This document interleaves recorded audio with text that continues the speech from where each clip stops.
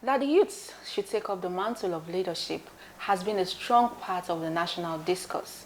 While some agree that youths can lead the nation and lead the nation to a great development, others have a contrary opinion. They do not believe in the capacity of Nigerian youths. This is where we'll focus our conversation on today's episode of Roots TV Exclusive.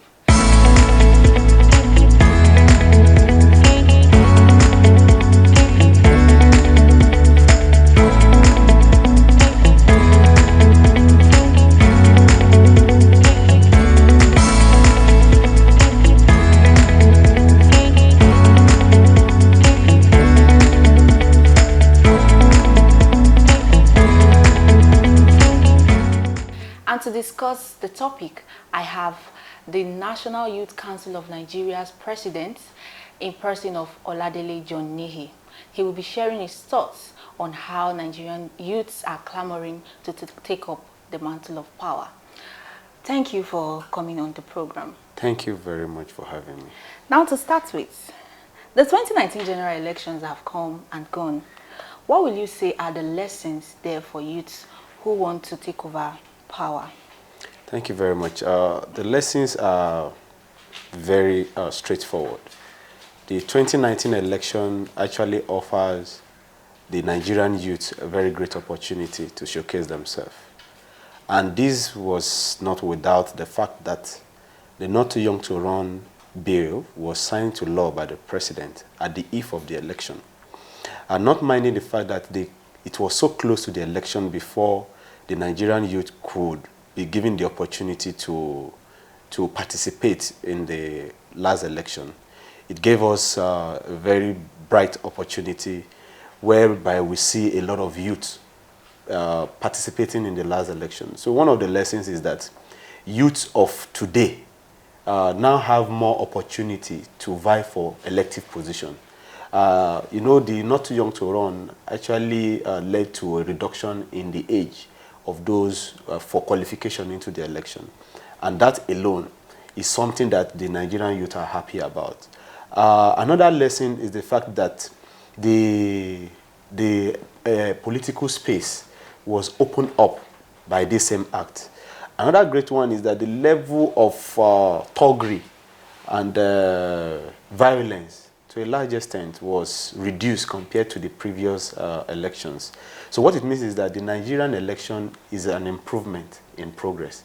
And that 2019 election, I also believe that the 2019 election is the final lap for our political leaders, those who have been holding offices for so long, and now it's time for them to sit down, relax, and start taking their pension while the Nigerian youth take over power. So do you think Nigerian youth are prepared to take up the mantle of leadership? Yeah, the excuses of our leaders has always been that the Nigerian youth are not prepared for leadership position. And I keep asking them, at what age were they prepared? And another question is that, how prepared were they when Nigerians gave them the opportunity to lead this country at their very tender age? We have a former head of state, in person of Yakubu Gowon, who was president of this country at the age of 25. I was speaking with former President Olusegun Obasanjo, and he was telling me at the age of 24, he was given the privilege of representing Nigeria in the war front, not just in Nigeria, but internationally. So at what stage were they prepared for leadership? And those who gave them the opportunity then, the question they were asking was not if they were completely prepared, but if they can learn on the job. And that is why in our demand, a couple of interviews I've granted, I did say on behalf of the Nigerian youth that the Nigerian youth are demanding from the president that in order to answer this question of Nigerian youth not being prepared for leadership, it is now time for our leaders to begin to offer the junior positions to the youth so that they can learn from the senior cadres. And that we demanded the Minister of State of all the ministries, that in a situation whereby you have the substantive minister, in other countries they call them senior ministers, being an elderly person, then let us have a youth as the Minister of State who will learn from the job. Then after 4 years of being a Minister of State, no, there shouldn't be any doubt in you mounting the ministry, in overseeing the ministry. So the Nigerian youth are very prepared. Of course, in the pool of all the youths, you cannot say that 100% all the youth are prepared for leadership. But I can tell you authoritatively that we have serious-minded youths who can pilot the affairs of this country and turn the country to a tourist destination, turn the economic situation of the country around. Because most of the problem Nigeria as a country is facing is not something that is not a rocket science. There are things that at the same time need technological solutions to. And most of these leaders, with due respect to them, they are not that too equipped intellectually to meet the modern day problems that we are facing. All over the world, China, France, Germany, all of them, they use the youth to run their country. Why? Because they are giving birth to at a generation, and it is easy for them to catch up in solving some of the problems that they face. You see, in Nigeria, we are still operating like an analog country. But all these countries are moving at a very fast lane that only the youth can understand and take charge of. Okay. Now, the youths, the age range is between 18 to 35 years. You want youth to take over the helm of affairs. What are the strategies you have put in place as the newly elected president of the National Youth Council of Nigeria? Oh, we are going to adopt 3 strategies.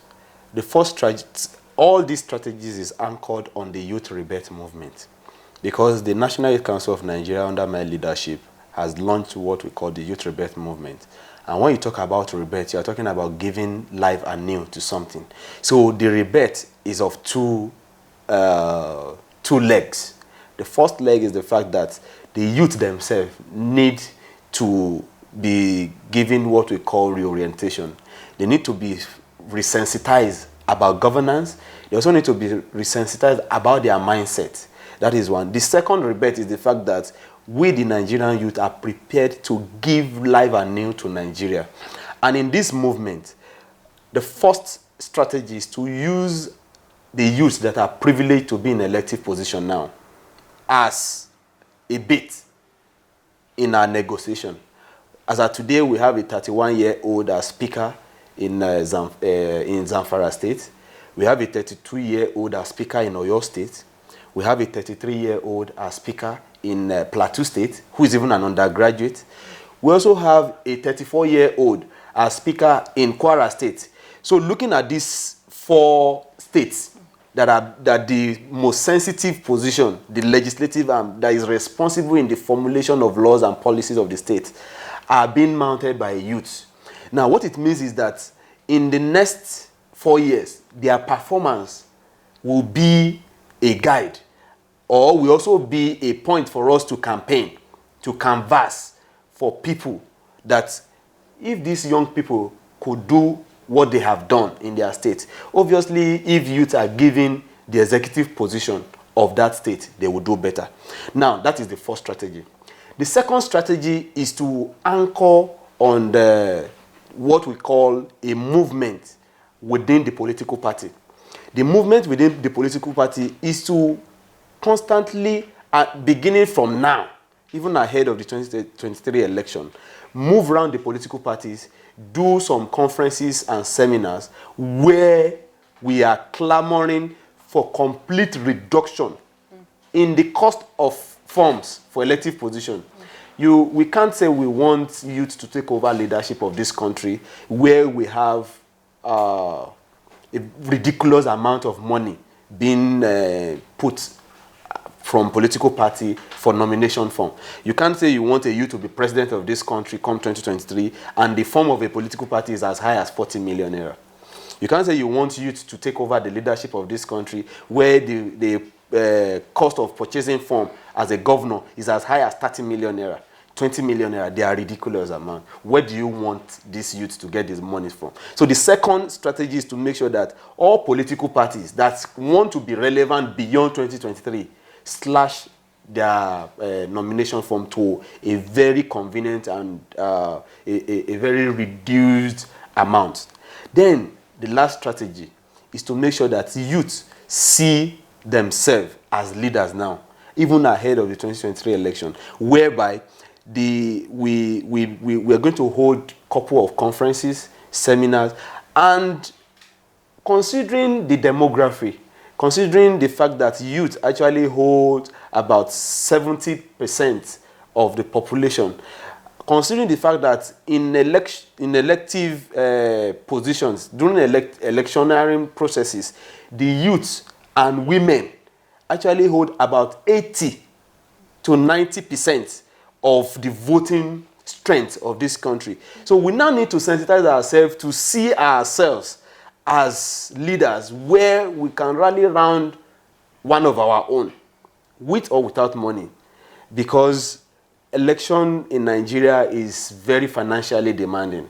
So we believe that when we sensitize ourselves in such a manner, we will be able to come down to even contribute money to support one of our own. So that is the third strategy. And we believe using these three strategies within the next 2 years, by the time we are done with that, in the next 3 years, we will be prepared for the leadership position of this country. Okay, now let's move on to Senator Abbo. Though he is not a beneficiary of the Not Too Young to Run movement, but with the recent happening on social media, which went viral, where do you think the youth stand? Because many have lost confidence in youth running the aim of affairs.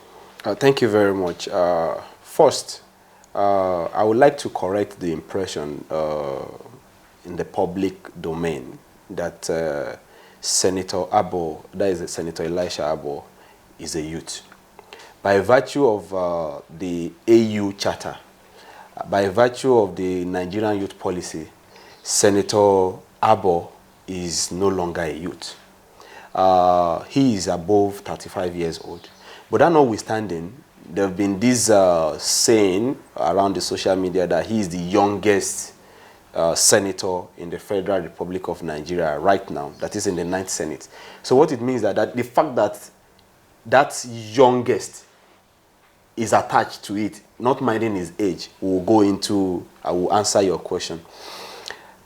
The action of the senator, which even he himself has admitted to, and he has apologized to both Nigerians, the Nigerian youth especially, and women, is something that is highly condemnable.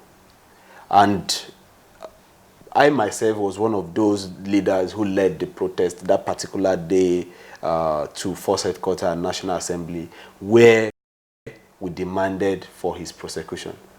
And shortly after our protest, he did grant a press conference where he apologized to Nigerians.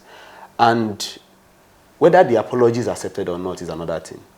The fact is that the question here is that the Nigerian youth should not be defined by the action of one Nigeria. It's not just even within the youth space. The action of a Nigeria anywhere in the world should not define what we as a country stands for. And when you look at it, most of the things that gain publicity in this part of the world are negative stories. When you are doing creditably well, you see less publicity. But the moment you do something negative, you see everybody talking about it. Let's take, for example, assuming the senator entered that shop, and after buying one or two things, he now offered, let's say, 100,000 to the sales girl and leave. Do you know that will not gain publicity? But because it's negative, you can now see a lot of people talking about it. But the truth is that, to answer your question straight, that does not define what we, the Nigerian youth, stand for. And that, as a matter of fact, I see it as a dent on our movement for youth taking over this leadership. But we will not allow that deter us. The truth is that we have more than enough reasonable percentage of youth who are doing better in character, in attitude, in their profession, in their businesses, even in their academics, that we will celebrate, that we will put forward as a bait for the 2023 election. In your demands to the president, you want a youth to be the Minister of Youth and Sports. Yeah. You also want a youth to become the Minister of States for Petroleum. Yeah. If the president does not accede to your demands, what will be the next line of action? Well, I've told a lot of people, in as much as you think of the good, you also think of the bad. When you think of the positive, you also think of the negative. So what it means is that there are always two coins. There are always two sides to a coin. It's either the president accepts and agree and meet our demands, or he decline, meet below expectation, or do not even meet at all. So what it means is that, but I would dwell more on the positive. I believe that the president of the country, President Muhammadu Buhari, is a man of integrity. He has said it. He's trying as much as possible to demonstrate it. And I believe that these demands will further affirm his level of integrity. Because when he was campaigning for second time, in fact, when he was to sign the Not Too Young to Run bill into law, he appealed to Nigerian youth to stay off the forthcoming election as at then, which is the 2019 election. And to a large extent, Nigerian youth, I will say, 90% of Nigerian youth obeyed, agreed, and stayed away from contesting the #1 seat with him. So what it means is that the Nigerian youth has redeemed their part. They have done their own part of the bargain. It is now time for the president to reciprocate by keeping to his promises. And the position of Minister for Youth is not negotiable. If you appoint somebody that is above 35 years old, we will not take it. We will not take it. And we will do everything within legal means to make sure that the president do this one for us. Again, if the president wants Nigerian youth to continue to support him in his programs, in his projects, because I'm sure the dream of every leader is to have a worthy successor. Come 2023, the president will want someone to succeed him.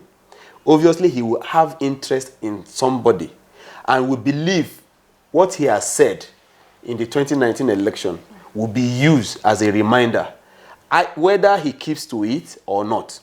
So by 2023, we will be telling the president, you promised us this when you were running for second time. We supported you. You have emerged. You run 4 years without carrying the Nigerian youth along. Forget anybody. Anybody the president have interest in is as good as the person has failed already. So we have our mechanisms in the youth that we will use to actualize our aim. But above all, I believe very well that the president is the father of the nation. Of course, he will adhere to the things he has promised Nigerian youth. And he will give us a minister of youth within the age of 18 to 35. He will also give us junior ministers, that is minister of states. We also reserve this slot for youth. Okay. Now, looking at the cost of running for public office in Nigeria, one wonders why it is rather outrageous. In the recommendation given by the National Youth Council of Nigeria is that they want political parties to reduce the costs of nomination forms and others. How realizable is this? It's realizable because I believe every political party wants to be relevant. Every political party wants to win election. Considering the population of the Nigerian youth, it is even more. The fear is more on our side. We are the one that will determine whether it is realizable or not.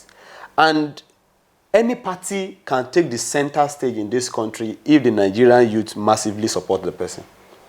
Now, what it means is that by the time you put your nomination form at a very ridiculous amount, very outrageous amount, you are not going to see any reasonable youth vying on that platform. Now, we would not take our support to a party that is friendly in terms of financing. Then when we take our support to either party Z and we say Nigerian youth want to rally around Miss Eniton on the platform of Party Z.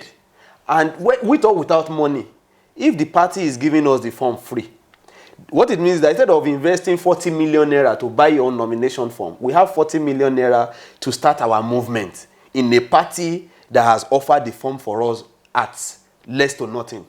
So we will leave your party for you and move to the party that is youth-friendly. So in terms of party adhering to our movement, in terms of party adhering to our demand, it is at their own good. It is for their own good to adhere. It's either you adhere or we leave your party for you. Then let us see if the crop of men that you have, when it comes to even violence, they use the youth. When it comes to thuggery, they use the youth.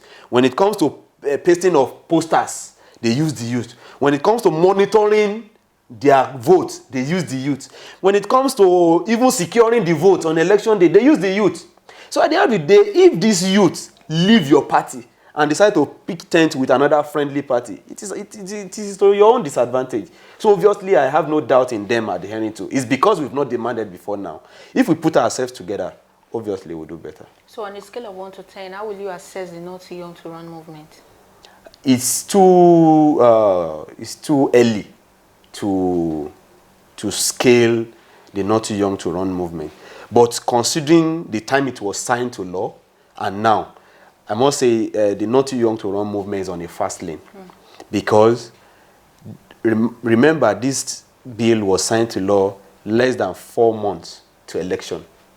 And within that 4 months, we have youth within 25 to 35 years holding various elective positions. We even have the deputy governor of Zamfara State now as a youth, less than 35.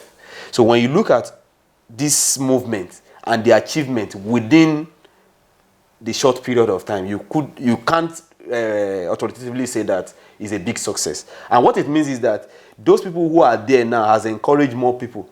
Now, in my state, Kogi State, I see young people vying for party positions. So what it means is that not just in the elective position, even ahead the 2023 election, youth are already taking charge. They are aspiring to take charge of the political party. So it also makes it easier for us when the time comes. So on a scale of 1 to 10, I can even score the Not Too Young to Run movement so far 10. Okay. Are you aware that in some states where the youth have taken charge of things have gone from bad to worse? And what's your take on that?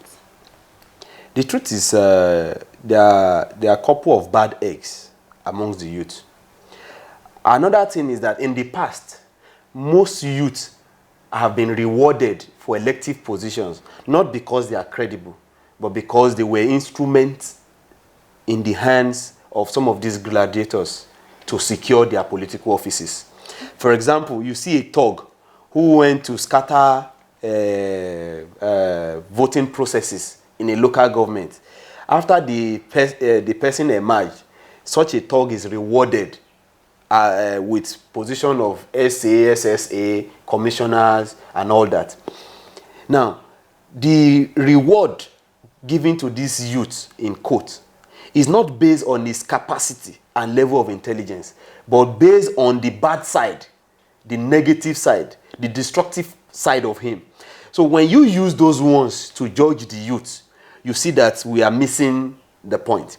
But there are a couple of people too who are youth, not because they are within the age of 18 and 35, who has held elective position before, but because they are tagged to be the youngest. Maybe the youngest governor in Nigeria is from Kogi State, for example, and to scale him, you cannot really say he has done anything mind-blowing that could make leaders to say, oh, we want to support youth. And one of our agitation is to make sure that whoever is going to represent us as youth must be people with proven integrity, so that they don't go there to spoil the chances of other youths. So as time goes on, that is why we are out for the sensitization, the reorientation, and the campaigning and canvassing. That we are not just going to support any youth, but we are going to support credible youth. Okay, will you say our current and past leaders have done injustice to this nation? Well, it's a 50-50 thing. The truth is that when they were privileged to hold elective positions, to hold sensitive and appointive positions in this country, those leaders who were there then ruling gave them such privileges. But considering the fact that today they don't want to leave that seat, they are as good as bad influences to the Nigerian youth. When you look at and the fact is a syndrome in Africa, this sit-tight syndrome of leaders. You see a president of a country in Africa has been there for the past 35 years. And even this particular president, I just don't want to mention name, there have been reports that for years he has not been healthy enough to even come and discharge his duties as president. But leave power, they don't want to leave, they want to die there. And you see these situations don't augur well for we the youth. And that is why, in as much as we blame them for their bad deeds, we also blame ourselves because we've not prepared enough. Come 2023, we are not going to negotiate. We are demanding, and we are going to take it through every legal and proper means. Okay. The National Youth Council of Nigeria is factionalized. We have one led by Sukubo Saraigbe, and many say that the faction is the one recognized by the presidency. Why this factionalization still holds sway? Why are you not all in the same page as you all are youths? Well, in Nigeria, most of the problem the Nigerian Youth Council has faced are as a result of political interference. Okay. I must say that in the history of this country, the worst minister of youth we've ever had is in person of Solomon Dalong. I didn't want to call him honorable because judging by his antecedent, there's nothing honorable about him. He's a minister that has come and created more problem for the council. And that is one of the reasons why we are advocating that whoever is going to mount the Ministry of Youth must be a youth. Because when you see somebody who has no reasonable youth record coming to hold the Ministry of Youth, of course, what do you expect from him? The person you've mentioned, Sokubo, Saraigbe Sokubo from Rivers State, the minister never witnessed any election conducted that produced him. The minister was in Gombe, where I contested. And 3 youths even lost their life in the process of going to welcome the minister from airport to the elective congress in Gombe State. The ministry, the board of trustees, and all Nigerian youth were mobilized to Gombe for an election. That particular election produced the person of Comrade Bello Shagari. And after that election, some group of youth volunteers went to court, and the court nullified that election. After the election, our Congress came and we were elected because of the court judgment, valid court judgment. Instead of this minister adhering to the constitution of the council, instead of this minister supervising another election, he went, because it was few days to him leaving office, issued a letter as if the position of a president of youth council is an appointive position from the office of the minister. And that has been challenged in court, which is currently in the court of law. I wouldn't want to go much into that. But what I am more concerned about is the fact that the Nigerian youths are more united than ever before now. The question is that, take the views of Nigerian youth, go to the street, ask them, who is your president? There is no true name. You can have the minister's letterhead paper addressing you as minister, but who is doing the business of the council? It is no other person but my humble self, Oladele John. Okay. And we are committed to unite the council. We've extended hands of fellowship to them. We are in talking times, and we are trying to see how we can bring them on board. The train is moving, whether you are in or not. Your predecessor, Ikenga Ugo Chinyere is a strong voice of the opposition parties. Many believe that your leadership is a youth wing of the opposition voice. What's your take on this?